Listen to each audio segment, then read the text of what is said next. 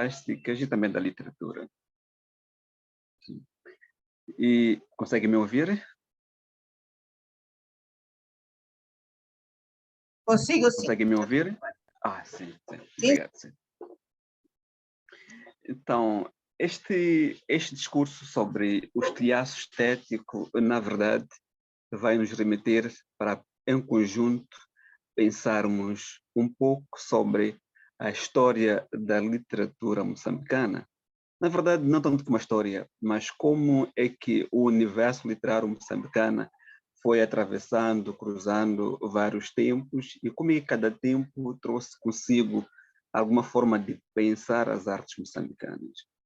Mas antes disto, é preciso pensarmos um sujeito de nome Alan Badiou. Alan Badiou, que é um filósofo e crítico de arte e que, na verdade, se encontra dentro daquilo que foi e é uma das grandes universidades francesas, que é a Paris 8. A Paris 8, diria-se que é uma universidade de esquerda que surge influenciada pelo movimento estudantil de 1968, que é, na verdade, um movimento estudantil que vai paralisar a Europa toda para questionar o modelo do pensar o ato estético e o ato do fazer do teatro a nível universal. O que isso queria dizer é que esta revolução estudantil de 68 toma o teatro dentro do que nós chamaríamos por textocentrismo como um lugar primeiro de um questionamento para pensar novas formas de fazer o teatro, para chegarmos ao que nós encontraríamos como o teatro alternativo, como o teatro de cor.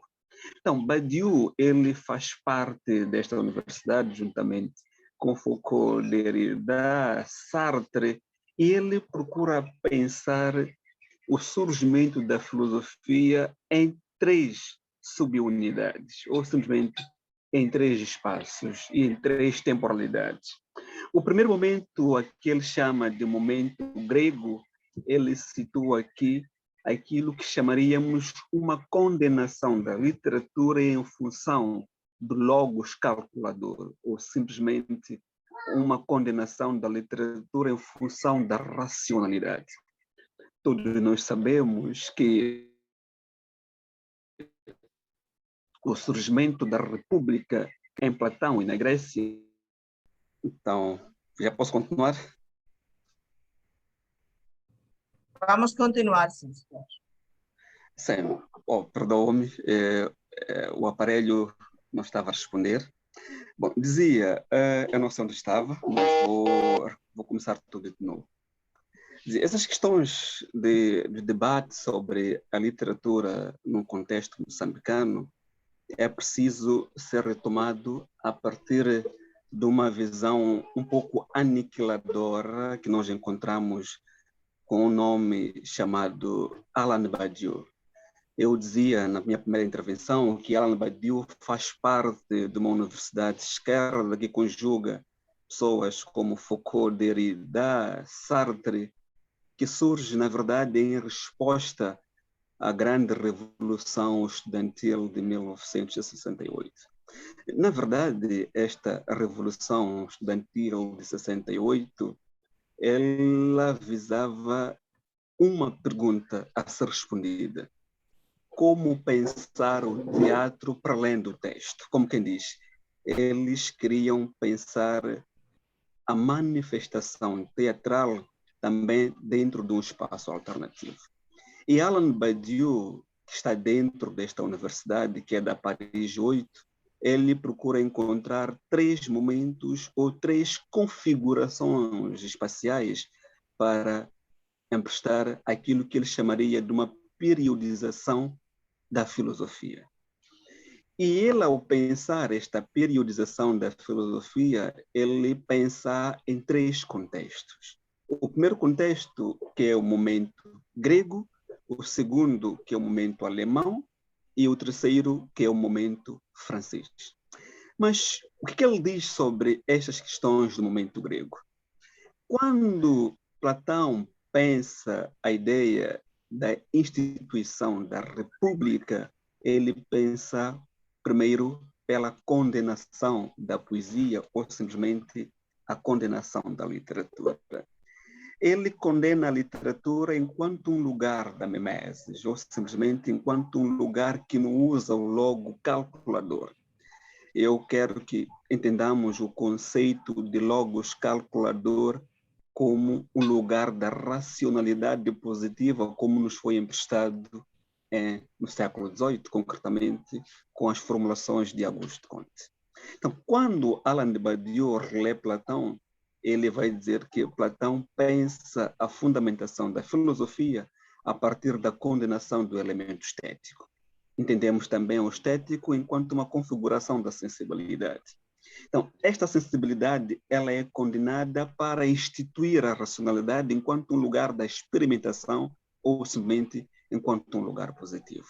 O que isto quer dizer é que com a condenação da literatura surge o que nós chamaríamos de academos, ou como quem diz, deve-se retirar a racionalidade na perspectiva socrática, que é uma racionalidade vagabunda que anda pelas ruas e trancar e torná-la puritana, como quem diz, é científico tudo aquilo que surge ou que nasce dentro dos muros do academos.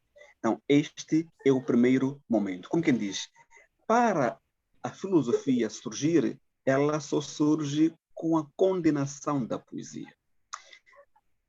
O segundo momento é o momento alemão. Este momento alemão, ele surge não com a condenação, da poesia, mas com uma tentativa acertada de reaproximar a poesia com a filosofia. E uma das pessoas que nós encontramos é Heidegger, que traz Hölderlin com o nacionalsocialismo alemão como um lugar de uma releitura da humanidade. Como ele diz, quando ele é reitor em Freiberg, para se pensar o humano é possível primeiro lermos a poesia. Heidegger acreditava que é no meio da literatura ou na poesia em particular onde a alma humana ela se encontra ou simplesmente é o lugar da centralidade do humano. Então, entre o momento grego e o alemão, no momento grego existe uma separação total entre a filosofia e a dimensão estética. Mas no momento grego, aliás, alemão, há uma reaproximação entre a racionalidade e a dimensão estética. E no momento francês, que é o terceiro, na perspectiva de Alain Badiou, já não há uma sensação de uma reaproximação como nós encontramos numa dimensão alemã, mas há um casamento umbilical entre a filosofia e a literatura. Como quem diz, não há uma separação nítida entre estes dois mundos. Tanto que nós encontramos pessoas como Sartre, que é filósofo e escritor em simultâneo. Então, para eles, este momento francês, não há uma separação, ou simplesmente há uma condenação à separação da literatura enquanto uma dimensão estética e a filosofia enquanto um lugar do logos calculador, como nos emprestaria Comte, também, como nos diria Descartes. Mas a pergunta que surge aqui para pensarmos este lugar do estilhaço estético é: e o momento africano, onde entra? E voltamos mais uma vez a repetir aquilo que Blumenberg chamaria de um historicismo, onde o africano, o índio, não entra dentro de uma categoria historicista. Mas o momento africano, ele não pode ser pensado simplesmente dentro de uma diáspora que nós encontraríamos nos Estados Unidos, com Harlem. Mas é preciso pensar o momento africano a partir de uma revolução haitiana, já do século XVIII. É dentro desta revolução haitiana onde nós encontramos a primeira pedra angular daquilo que seria uma robustez do pensamento africano. E A coisa mais incrível que nós encontramos dentro do pensamento africano é que não há uma separação entre a literatura enquanto um espaço estético e a filosofia enquanto um espaço do logos. Há uma relação de uma coabitação concomitante entre o estético e o racional. E é por meio desta coabitação entre o estético e o racional que surge o pensamento não só estético africano, mas também um pensamento filosófico. Se nós dissermos que partimos da Revolução Haitiana e entramos naquilo que Busse Bulaga diria que o espaço da africanidade só é possível quando pensada a partir e de sobremaneira fora de África, ou simplesmente na diáspora. E é esta diáspora que nós encontraríamos a partir de 1917, 1920, onde começamos a reconfigurar o debate e o combate a partir da literatura para o que nós chamaríamos de uma negação total à usurpação antropológica, mas também a uma usurpação material. Quando a colonização entra em África, um dos grandes manifestos que se propõe a esta ideologia colonial é uma dupla fragmentação.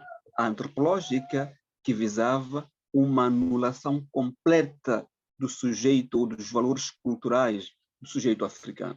O que isso quer dizer? É que esta anulação antropológica visava que o africano devesse negar-se a si mesmo para aceder aos modelos culturais do seu denominador. E a outra caminhada é desta usurpação material, que é da retirada compulsiva e consensual a nível da hegemonia dos países ocidentais europeus das riquezas africanas e também de toda uma América Latina. Eu costumo dizer, num dos estudos que eu vou seguindo, que acho que não pode existir uma separação entre os índios e os africanos, porque os dois padecem ou sofreram uma negação e que ainda hoje vão sofrendo esta negação, que se pode estender até aos judeus, quando nós quisermos entrar dentro estrito daquilo que é uma completa negação também dos judeus. Então, quando nós dissemos que o estilhaço estético africano, ele começa concretamente dentro daquilo que nós chamaríamos de um contexto antes de 1920, é que dentro de 1920 encontramos as primeiras formulações da voz coletiva que vai se jogar para o resto da África, de onde surge este contexto de pan-África, ou simplesmente uma luta conjugada para se pensar um todo africano ou um pan negro, um todo negro.